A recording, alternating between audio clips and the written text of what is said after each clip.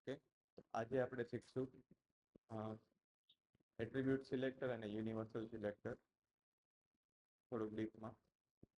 તો હવે સિલેક્ટરનો આપણે યુઝ કરવાનો છે. તો સિલેક્ટર એટલે શું થાય કે એલિમેન્ટને સિલેક્ટ કરવાનું. કોઈ બી આપણે એલિમેન્ટ હોય અત્યારે લાઈવ જઈને જોઈએ કે ભાઈ આપણી પાસે એલિમેન્ટ છે આ બધા, તો એને એટ્રીબ્યુટ એલિમેન્ટને મારે ધારો કે આ એલિમેન્ટ મારે સિલેક્ટ કરવો છે, તો આને મારે એટ્રીબ્યુટ સોરી સિલેક્ટર મારે આપવો પડે, રાઈટ? મતલબ ધારો કે મારે આ પી સિલેક્ટ કરવો છે, તો મારે શું કરવું પડે? એ પી ને સિલેક્ટ થાય એવો કંઈક સિલેક્ટર મારે CSS માં લખવો પડે. ધારો કે મારે આને ગ્રીન કલર કરવો છે સેકન્ડ પી ને, તો હું કઈ રીતના ગ્રીન કલર કરી શકું?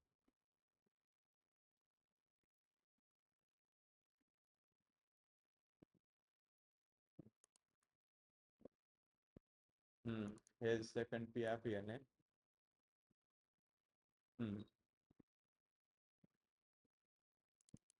રાઈટ, માં આપણે કલર ગ્રીન આપી દઈએ તો કનેક્ટ થઈ જાય. બરાબર, તો એમ જ હવે મારે આખા બધા એલિમેન્ટને મારે એક સ્ટાઇલ આપી દેવી છે. તો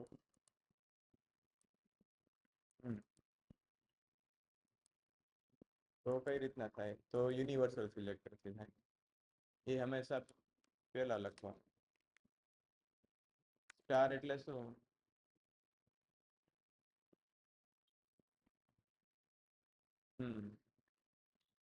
ધારો કે સ્ટાર લખો એટલે બધા. હા, એ આમાં આપેલું છે, તમારે લખવું ન હોય તો અહીંયા યુનિવર્સલ સિલેક્ટર છે આખું. હા હા, બરાબર. તો વાંધો નહીં, એવું કરી શકો.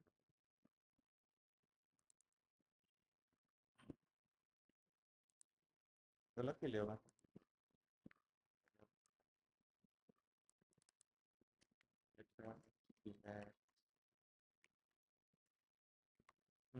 હા,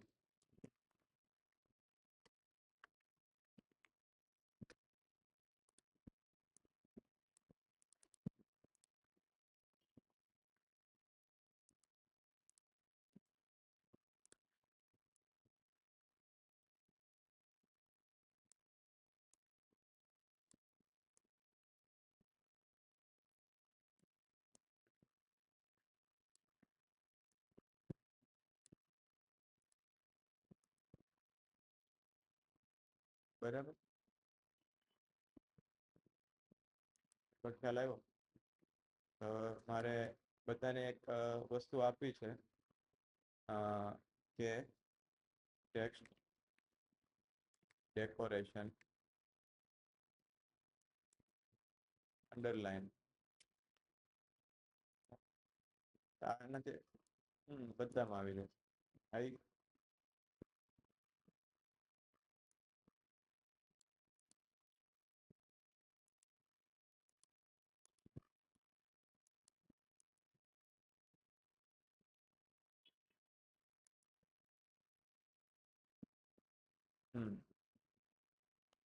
તો સ્ટાઇલમાં આવી રીતના અહીં હું બતાવું છું કે સ્ટાઇલમાં આવી.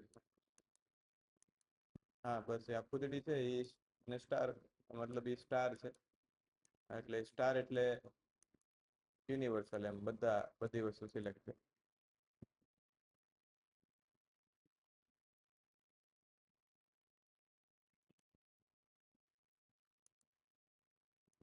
અને તમે ઇંગ્લિશમાં એસ્ટ્રિક કહી શકો. એસ્ટ્રિક. આ કેમ હેઝ છે, એમાં એસ્ટ્રિક કહેવાય ઇંગ્લિશ.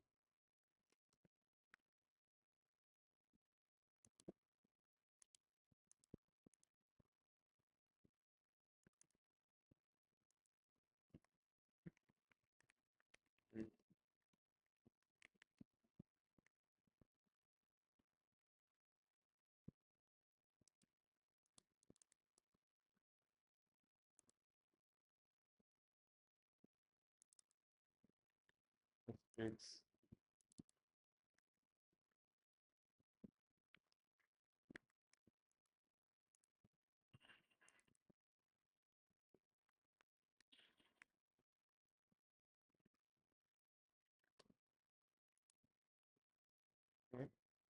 અને બીજું તમે કીધું હતું કે એટ્રીબ્યુટ સિલેક્ટરનો તો ખ્યાલ આવ્યો, રાઈટ?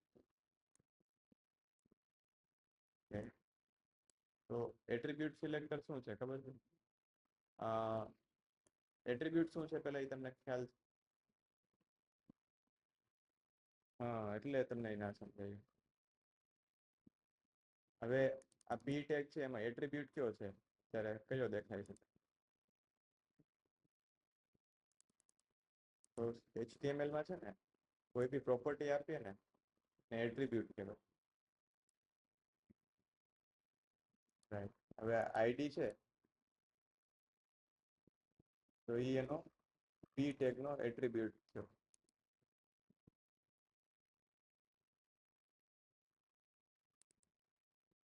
આમાં આઈડી છે, આઈડી આઈ અને ડી લખેલું છે, ઈ એટ્રીબ્યુટ છે આ ટેગનું. હું આ માઉસ સિલેક્ટ કરું એ દેખાય છે?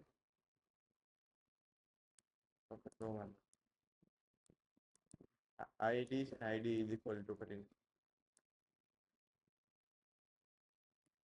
પછી અહીંયા ક્લાસ છે, તો ક્લાસ શું થયો આનો?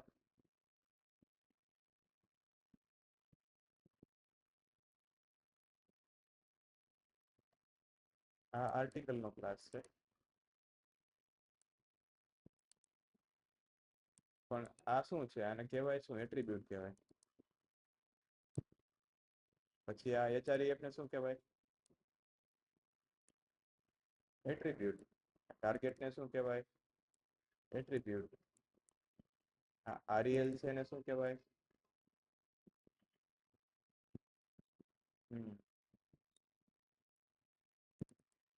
હવે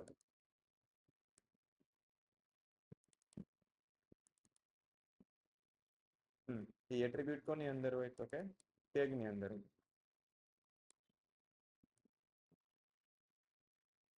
આ આર્ટિકલ ટેગ ની અંદર એટ્રીબ્યુટ હોય, બરાબર? હવે આ એ ટેગ છે એની અંદર કેટલા એટ્રીબ્યુટ છે તો કે એક HREF, બીજો ટાર્ગેટ, ત્રીજો રિલેશન, એટલે REL ચાલે. એ કોની અંદર હોય તો કે ટેગ ની અંદર હોય, ટેગ ની બહાર હોય એને એટ્રીબ્યુટ ના કહેવાય.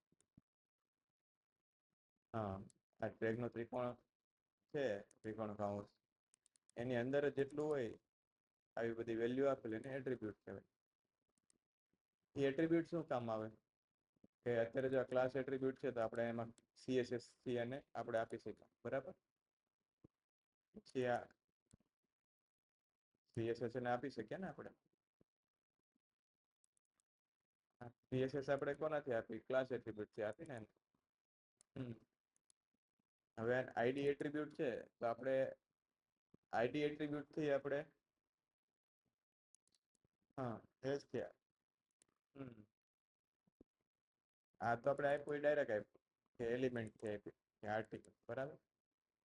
પણ એની અંદર જે આપણે આ લખ્યું અત્યારે કે આર્ટિકલ સેક્શન, તો આપણે એનાથી પણ CSS આપી શકીએ. તો એનાથી આપણે ફ્યુચરમાં જાવાસ્ક્રિપ્ટ પણ એનાથી આપશું આર્ટિકલના એટ્રીબ્યુટ ઉપર. ધારો કે HREF છે તેનાથી બી આપણે જાવાસ્ક્રિપ્ટ આપી શકીએ, સિલેક્ટ કરી શકીએ.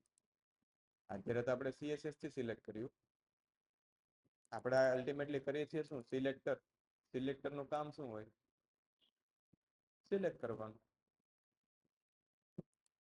કે ભાઈ મારે આ એલિમેન્ટ સિલેક્ટ કર્યો મેં આમાંથી, તો એને જ CSS મારે આપવી છે. જેમ કલેક્ટર હોય, ટિકિટ કલેક્ટર, તો એનું કામ શું હોય? ટિકિટ કલેક્ટ કરવાનું, ટિકિટ લેવાનું. એમ સિલેક્ટરનું કામ શું હોય? સિલેક્ટ કરવાનું.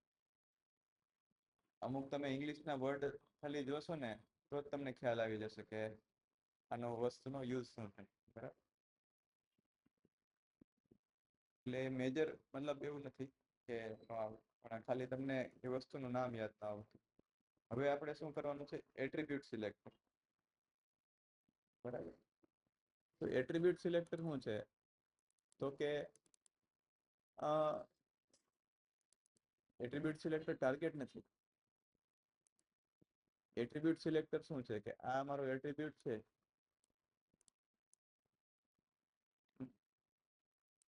જેનું પણ આઈડી સેકન્ડ પી છે, જેનું પણ એટ્રીબ્યુટનું આઈડી એટ્રીબ્યુટમાં આઈડી હોય અને એની વેલ્યુ આ એટ્રીબ્યુટ છે, એની વેલ્યુ આ છે, આ એટ્રીબ્યુટ છે અને વેલ્યુ આ છે, તો આ એટ્રીબ્યુટની વેલ્યુ સેકન્ડ પી હોય, આ એટ્રીબ્યુટની વેલ્યુ સેકન્ડ પી હોય, એ આપણે સિલેક્ટ કરવાનું છે. હવે આ એટ્રીબ્યુટ અહીંયા બી હોય, હું આને કોપી કરીને અહીંયા બી મૂકું, તો મારી પાસે બે આઈડી એટ્રીબ્યુટ થયા. તો હવે મારે બે વસ્તુ સિલેક્ટ થશે એક જોડે, બરાબર.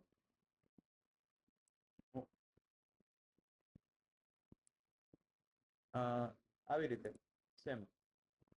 આ તો આપણે ચેન્જ નહીં કરવાનું, ખાલી મારે આઈડી અહીં કોપી કરીને અહીંયા મૂકું ત્રીજામાં વચ્ચે, તો એ બી સિલેક્ટ થઈ જાય.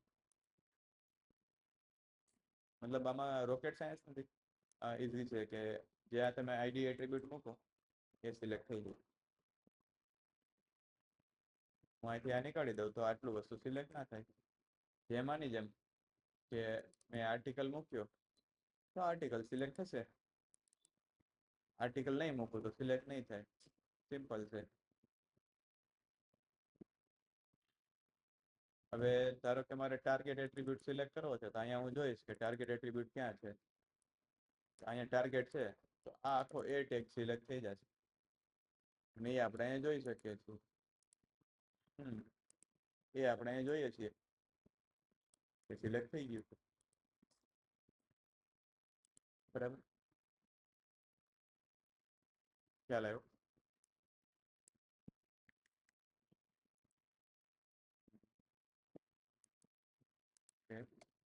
તો ખ્યાલ શું આવ્યો તમને આમાં?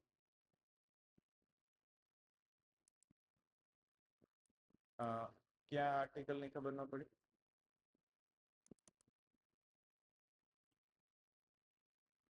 હમ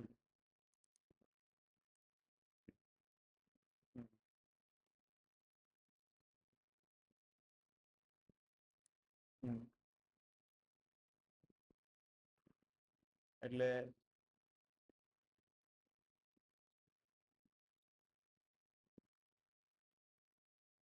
તમે આર્ટિકલ સિલેક્ટ આખો ટેગ જ સિલેક્ટ થાય. તમે ભલે ને ક્લાસ થી કરો કે આર્ટિકલ થી કરો કે એટ્રીબ્યુટ થી કરો, કરવાનો તો સિલેક્ટ આખો ટેગ જ થાય. લેટ સપોઝ હું આમ લખું આર્ટિકલ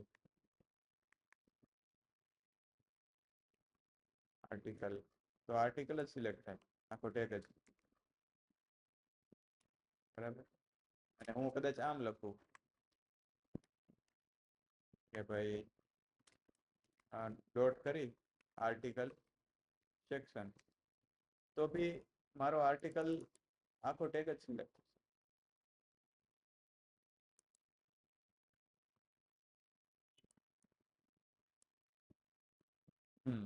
ચાલે. પણ આપણે ડોટ આર્ટિકલ શું કામ લખીએ છીએ કે સેક આર્ટિકલ તો સીએસએસ માં બહુ બધા હશે, પેરેગ્રાફ તો બહુ બધા હશે, તો શું તમારે બધાને એક સીએસએસ આપવી છે કે અલગ અલગ આપવી છે?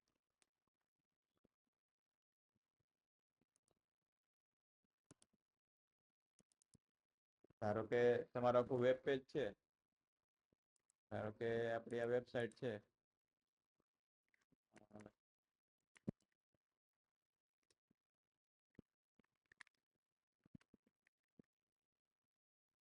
ડિજિટલ, બરાબર.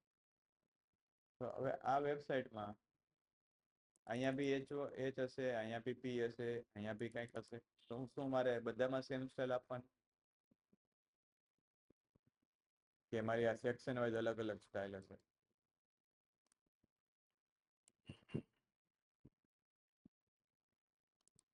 આ મારી વેબસાઇટ છે, બરાબર. હવે આ વેબસાઇટમાં આ સેક્શનમાં હું સેમ સ્ટાઇલ આપું તો ચાલે, અને આમાંય સેમ જ સ્ટાઇલ આપું, આમાંય સેમ સ્ટાઇલ આપું તો ચાલે? કે મારે અલગ અલગ આપવી પડે? તો હવે હું ખાલી આર્ટિકલ લઈ લઉં, ધારો કે પી ને એક લઈ લઉં અહીંયા, અને એને હું સ્ટાઇલ આપી દઉં આવી રીતે, તો એ બધા પીમાં સેમ જ સ્ટાઇલ આવશે. તો મારે ડિફરન્ટ સ્ટાઇલ કઈ રીતના આપવી અલગ અલગ વસ્તુ?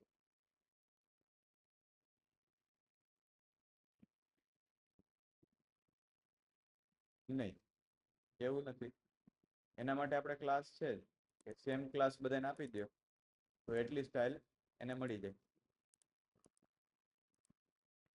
હા, નહીં, જેને આપણે આપવું હોય. બાકી તો એક જનરલ સ્ટાઇલ આપણે મૂકી દેવાની કે ભાઈ જનરલ છે આપણી ફોન્ટ સાઇઝ એક એમ રાખી દીધી ને કલર બ્લેક. પછી એવું થાય કે ભાઈ અમારો આર્ટિકલ છે એની અંદર પેલો જે પી છે ને અને છેલ્લો પી એને મારે રેડ કરી દેવો છે. તો મારે ખાલી એટલું જ સિલેક્ટ કરીને પી રેડ કરી નાખવા. બરાબર, ધારો કે મેં જનરલ અહીંયા શું આપી, બ્લેક, તો એ જનરલ એને બ્લેક તો મળી જ જશે. પણ મારે પેલો છે ને એને મારે રેડ આપવી છે, તો એને મેં રેડ આપી દીધી. બાકી બધું તો જનરલ જે હાલતું હોય એ પ્રમાણે હલાવવું છે. એમાં વેબસાઇટ હોય એમાં મેં આ બધે ફોન્ટ કલર છે મેં બ્લેક આપી દીધા, બરાબર. પછી એવું થાય કે ભાઈ આ જે પેરેગ્રાફ ટેગ છે એને મારે થોડોક ગ્રે કલર આપવો છે, તો અમે જનરલ આપી દીધું. અહીંયા મારી સ્ટાઇલ દેખાય છે લખેલ. આ જે સ્ટાઇલ છે ને એ જનરલ છે. કે ભાઈ જનરલ કેટલી, તો કે 16 પિક્સલ, ફોન્ટ વેટ 400, કલર તો કે થોડો ગ્રેઇશ, અને ફોન્ટ ફેમિલી લાટો અને સેન્સ સેરિફ અને લાઇન હાઇટ. તો અમે જનરલ આપી દીધું. પણ જનરલમાં બી અમુક પેરેગ્રાફ એવા હશે કે એને મેં અલગથી સ્ટાઇલ આપી હશે, જેમ કે આ. પછી સર્વિસીસ હશે તો એમાં અમુક પેરેગ્રાફ થોડાક મોટા આવતા હશે, રાઈટ. એ બધાને આપણે અલગ અલગ સ્ટાઇલ આપેલી હશે. ધારો કે લિસ્ટ અનસ્ટાઇલ્ડ, તો આની એક અલગ ક્લાસ છે, એ ક્લાસ ઉપર અલગ સીએસ. બાકી ઓએલમાં તો મેં યુએલમાં તો લિસ્ટ આપેલી જ છે, માર્જિન 0. પણ મેં વધારાની સ્ટાઇલ બી આપી શકું. શેના યુઝ કરીને? ક્લાસનો યુઝ કરે.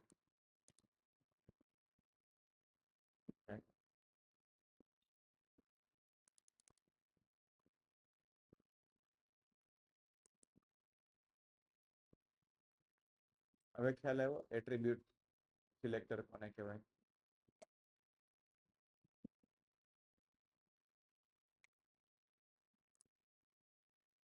પાકું ને? સાચું કે હજી એકવાર રિપીટ કરાવવો પડે?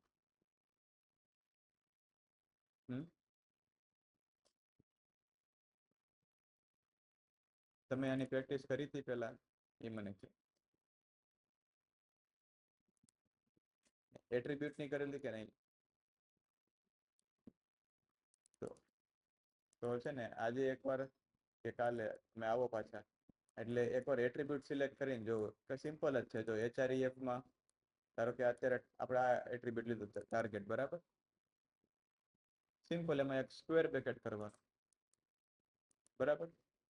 સેમ આ વસ્તુ અહીંયા કોપી કરવાની, Ctrl+C દબાવવાની, સેમ વસ્તુ અહીંયા મૂકી દેવાની, સેમ, કાંઈ ચેન્જ નહીં, જરાય નહીં, બરાબર. મૂકી દીધું મેં. બસ એટલું જ થઈ ગયું. આ તમારું એટ્રીબ્યુટ સિલેક્ટ, પૂરું. કાંઈ એટલે ખાલી આ મેં સિલેક્ટ કર્યું, મેં એક વસ્તુ લખી બી નથી, ખાલી કોપી કર્યું મેં અહીંયા, સ્ક્વેર બ્રેકેટ કરી એની વચ્ચે મેં ખાલી આને Ctrl+V પેસ્ટ. બસ આ થઈ ગયો તમારો એટ્રીબ્યુટ સિલેક્ટ. આમાં તમારે કાંઈ મતલબ લાંબી મગજ અપાવવાની જરૂર નહીં. હવે ધારો કે આ સેકન્ડ પી છે એને મેં સિલેક્ટ કર્યો, આ સ્ક્વેર બ્રેકેટ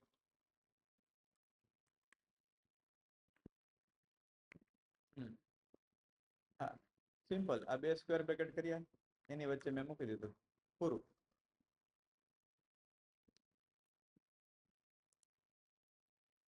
નહીં, બ્રેકેટ કરવો પડે. બ્રેકેટ કરશો તો જ થશે. એટ્રીબ્યુટની મતલબ આ છે ને મશીન છે, સમજી લો. આને તમે એને જે જોતું હોય ને તમે આપી દો એટલે પૂરું. પછી તમને એરર પે ન આવે, કાંઈ ના થાય. ખાલી ઇસ્યુ ક્યારે આવે કે એના જેવું આપણે ના આપીએ ત્યારે. એ તમે ખાલી એને કોમ્પ્યુટરની વસ્તુ એવી છે કે તમે એને શીખવાડી દો વસ્તુ, આ વસ્તુ આમ કરવાની, એટલે તમે એને સેમ ટુ સેમ ફોલો કરો ને એટલે એ તમારે વર્ક કરવા માંડે.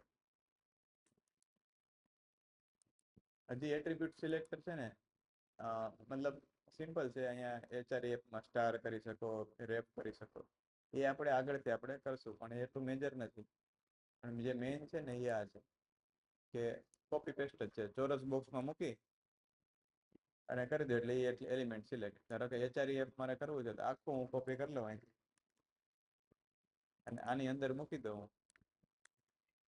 એટલે પતી ગયું. મારે કાંઈ એક વસ્તુની લખવાની જરૂર નહીં. સિમ્પલ આમાં જેમ લખું છું ને CSS, એમાં એ જ CSS છે. એમાં કાંઈ નવીન નથી, ખાલી આગળનો જે ભાગ છે ને એ ચેન્જ થાય એટલું જ. નો રોકેટ સાયન્સ.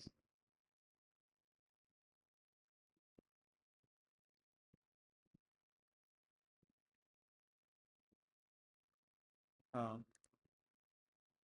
આમાં ચોરસ આવે. આમાં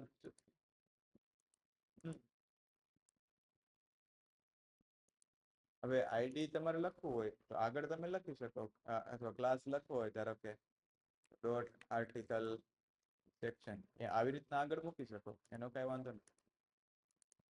તો એ જે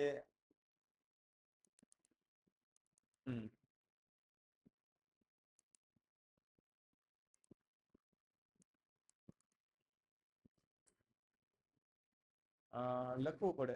એનું કારણ શું છે કે તમારે અલ્ટિમેટલી સિલેક્ટ તો આ જ કરવો છે, નકર તો બધા પી સિલેક્ટ કરી આવશે. તમારે બધા પી સિલેક્ટ કરવા છે, ખાલી આને કરવા છે. હા,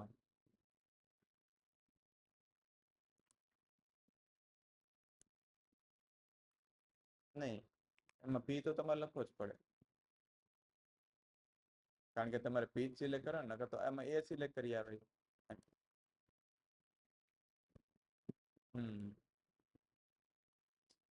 એ વસ્તુ લખ્યું છે, ખ્યાલ આવ્યો.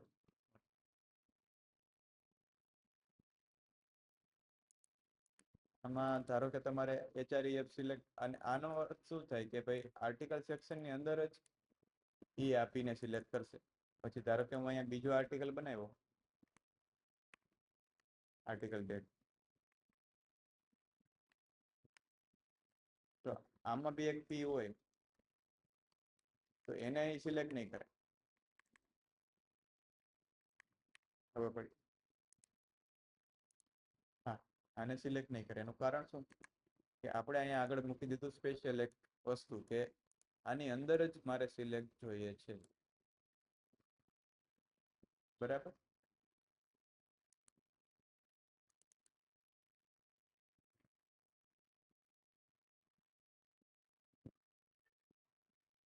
હજી એમાં ઘણી બધી વસ્તુ આવે, પણ એ વસ્તુ અત્યારે નથી શીખવી, નકર બધું ખીચડો થઈ જશે. બરાબર. હવે છે ને આપણે એટલું જ રાખીએ આજે, અને એટલું જ તમે પ્રેક્ટિસ કરો.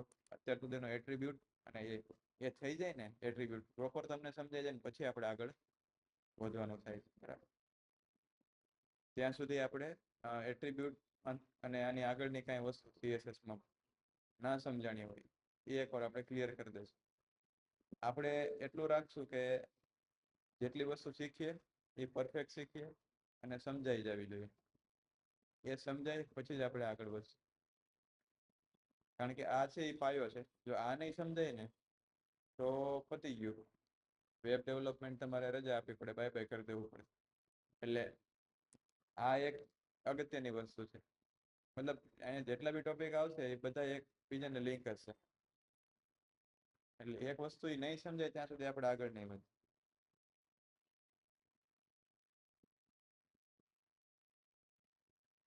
રાઈટ. એટલે આજે આપણે આટલું રાખીએ.